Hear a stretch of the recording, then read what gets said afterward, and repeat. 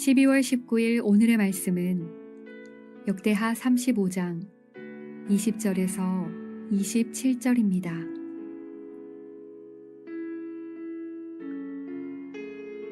이 모든 일 후 곧 요시야가 성전을 정돈하기를 마친 후에 애굽 왕 느고가 유브라데 강가에 갈그미스를 치러 올라왔으므로 요시야가 나가서 방비하였더니 느고가 요시야에게 사신을 보내어 이르되 유다 왕이여 내가 그대와 무슨 관계가 있느냐 내가 오늘 그대를 치려는 것이 아니오 나와 더불어 싸우는 족속을 치려는 것이라 하나님이 나에게 명령하사 속히 하라 하셨은즉 하나님이 나와 함께 계시니 그대는 하나님을 거스르지 말라 그대를 멸하실까 하노라 하나 요시야가 몸을 돌이켜 떠나기를 싫어하고 오히려 변장하고 그와 싸우고자 하여 하나님의 입에서 나온 느고의 말을 듣지 아니하고 무깃도 골짜기에 이르러 싸울 때에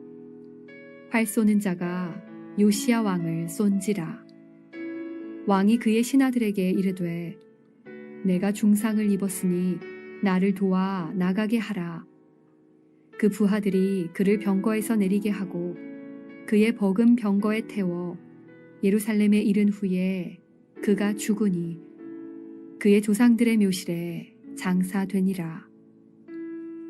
온 유다와 예루살렘 사람들이 요시야를 슬퍼하고 예레미야는 그를 위하여 애가를 지었으며 모든 노래하는 남자들과 여자들은 요시야를 슬피 노래하니 이스라엘의 규례가 되어 오늘까지 이르렀으며 그 가사는 애가 중에 기록되었더라.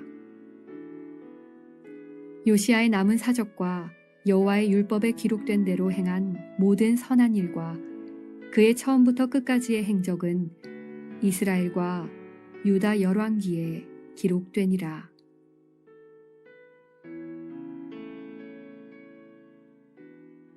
주님의 평강을 빌겠습니다.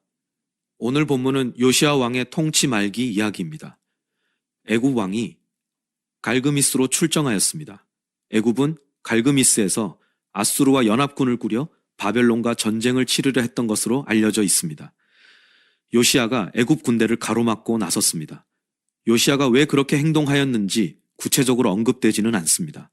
추측하기로는 아수르가 바벨론을 꺾고 다시 세력을 확장할 가능성을 우려하였던 것 같습니다. 애굽 왕 느고는 요시야에게 사신을 보내어 남유다와 상관없는 전쟁이니 관여하지 말 것을 당부합니다. 그리고 자신의 출정은 하나님의 뜻이라면서 요시야가 하나님의 뜻을 거슬러 화를 자초하지 말아야 할 것이라고 경고합니다. 요시야는 느고의 말을 듣지 않습니다. 그는 왕의 옷을 벗고 변장까지 하여 애굽과 싸웁니다. 35장 22절을 보면 그런 요시야의 행동을 두고 하나님의 입에서 나온 느고의 말을 듣지 아니하고 라고 말합니다. 요시야는 무모한 행동을 고집한 끝에 활에 맞아 쓰러집니다.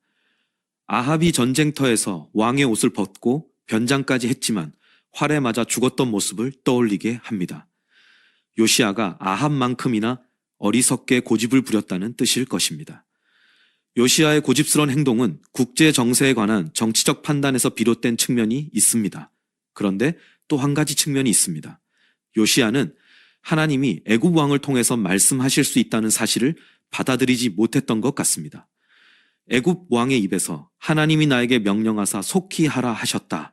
하나님이 나와 함께 계신다 라는 말을 들을 때 요시야는 그것을 인정할 수 없었거나 인정하기 싫었던 것 같습니다. 하지만 하나님은 이방인을 통해서도 말씀하실 수 있습니다. 우리도 하나님의 말씀하시는 방식에 제한을 두고 있지는 않은지 돌아보면 좋겠습니다. 우리가 도저히 인정하기 어려운 사람을 통해서도 하나님은 말씀하실 수 있습니다. 전혀 예상치 못한 도구를 통해서 하나님은 말씀하실 수 있습니다. 날마다 하나님의 말씀을 경청하는 힘을 기르십시오. 그리하여 다양한 사람과 도구를 통로 삼아 말씀하실 때에 아버지의 음성을 분별하여 알아듣는 저와 여러분이 되기를 주님의 이름으로 축원합니다. 요시야는 예루살렘으로 이송되었으나 결국 죽음을 맞습니다.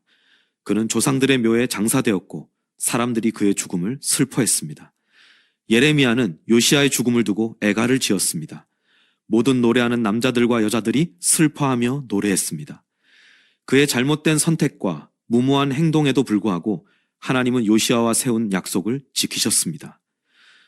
요시아는 의로운 개혁가이고 선한 왕이었지만 인간의 약함을 지니고 있었습니다. 비단 요시아만의 문제는 아닙니다. 다윗, 솔로몬, 히스기야 같이 선왕이라 손꼽히는 이들 모두 인간적 한계를 보였습니다. 이는 왕정기 역사가 품고 있는 어떤 열망을 느끼게 하는 대목입니다. 왕정의 역사는 다윗보다, 솔로몬보다, 히스기야보다, 요시아보다 더 나은 왕을 기다리고 있습니다. 그들을 뛰어넘는 진정한 왕이 출현하여 참된 회복을 가져다 주기를 갈망하고 있습니다. 그리고 마침내 진정한 왕이 오셨습니다. 우리 주 예수 그리스도입니다. 다윗보다 더 견고한 하나님 나라를 세운 왕, 솔로몬보다 더 뛰어난 지혜와 영광을 가진 왕, 히스기야보다 더 온전한 예배를 회복시킨 왕, 요시아의 율법에 대한 충성을 넘어 율법을 성취하신 왕, 십자가에 죽기까지 순종하신 왕, 고난과 죽음으로 악의 세력을 멸하신 왕, 그분이 바로 우리의 진정한 왕이십니다. 왕들의 이야기는 우리를 왕의 이야기에 더욱 깊이 참여하게 합니다. 왕들은 불완전하고 실패하였지만 왕은 실패하지 않습니다. 우리의 진정한 왕, 예수 그리스도의 약속을 믿으며 오늘도 왕의 임재와 말씀의 통치를 따라 살아가는 저와 여러분 되시기를 주님의 이름으로 부탁드립니다. 아멘.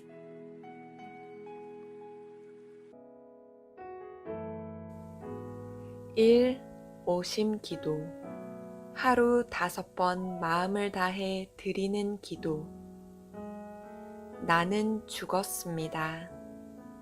제가 주인이 아니고 예수님이 저의 주인이십니다. 예수님은 십자가에서 죽으시고 부활하셨습니다. 부활하신 예수님을 가슴으로 만나서 따라가며 간증합니다. 사랑하는 가족과 함께 영광스런 승리를 노래합니다. 나는 죽었습니다. 제가 주인이 아니고 예수님이 저의 주인이십니다. 예수님은 십자가에서 죽으시고 부활하셨습니다. 부활하신 예수님을 가슴으로 만나서 따라가며 간증합니다. 사랑하는 가족과 함께 영광스런 승리를 노래합니다. 나는 죽었습니다.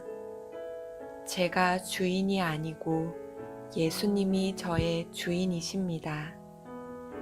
예수님은 십자가에서 죽으시고 부활하셨습니다. 부활하신 예수님을 가슴으로 만나서 따라가며 간증합니다.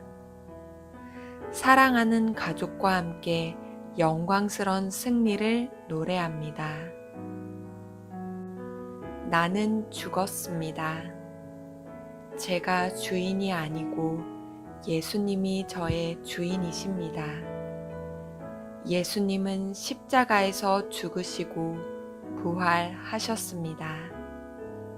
부활하신 예수님을 가슴으로 만나서 따라가며 간증합니다. 사랑하는 가족과 함께 영광스런 승리를 노래합니다. 나는 죽었습니다. 제가 주인이 아니고 예수님이 저의 주인이십니다. 예수님은 십자가에서 죽으시고 부활하셨습니다. 부활하신 예수님을 가슴으로 만나서 따라가며 간증합니다. 사랑하는 가족과 함께 영광스런 승리를 노래합니다.